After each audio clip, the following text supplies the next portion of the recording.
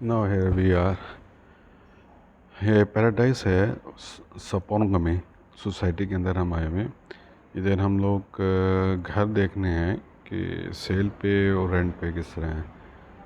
तो एक एजेंट हैं प्रॉपर्टी के, उनके साथ हम लोग आए, जोग इनका नाम है, और ये हमें घर दिखाने लाए। अभी आपको घर दिखाते हैं जी। इनके जितने भी गेट्स हैं उसमें सिक्योरिटी होती है, आपको टिकट लेके देना पड़ता है। ये आप एक घर के अंदर हमें ला रहे हैं, ठीक है जी। ये इसका टीवी लॉन्च है, साथ ही इसके किचन भी आ जाता है ये, ठीक है। और ये इसका आउटडोर है, बाहर का रास्ता है। वॉशरूम है सीढ़ियों के नीचे, अब ये सीढ़ियाँ ऊपर जा रही हैं।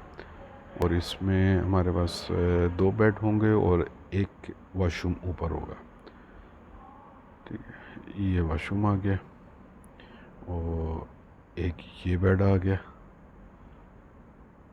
ठीक है। और एक ये बेड आ गया। ये मास्टर बेड समझ लें आप। इधर